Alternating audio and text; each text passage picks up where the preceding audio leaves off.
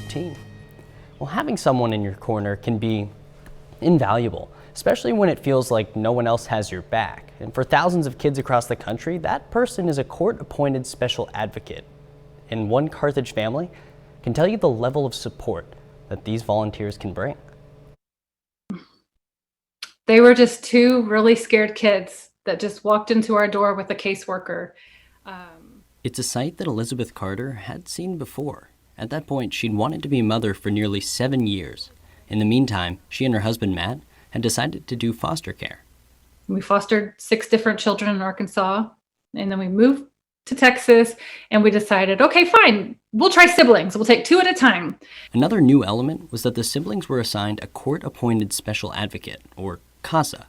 It just really opened my eyes because I had never had foster children that had a CASA before, because unfortunately there's not enough CASA advocates for every single foster care case.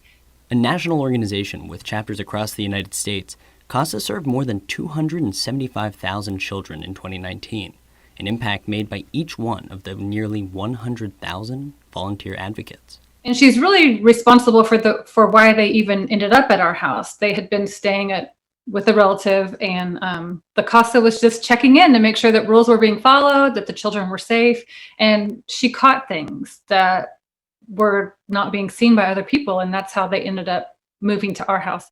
Over the next 9 months, the Carters took care of the 2 children as if they were their own. And that's exactly who Reese and Rowan Carter became. Best thing that's ever happened to me. That is an understatement. They're the best thing that's ever happened to us. They're amazing.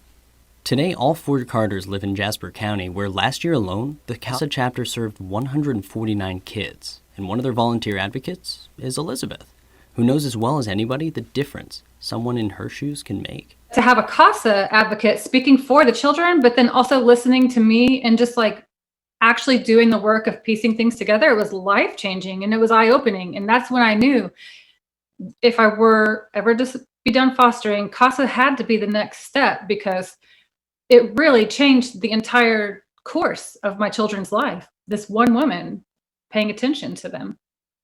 Do you think you would have been able to adopt your kids if there hadn't been a CASA involved? No. I don't know where they'd be. Well, so far in 2021, including rollover from last year, Jasper County CASA alone has served 139 children. You can learn more on their Facebook page, and you can sign up for their volunteer training in April. Just go to their website. We'll have their link on ours, and we'll be right back after this. But first, we want to make sure that we let you know CASA's doing some great work. We're going to continue our conversation about CASA, and we're going to be right back after this.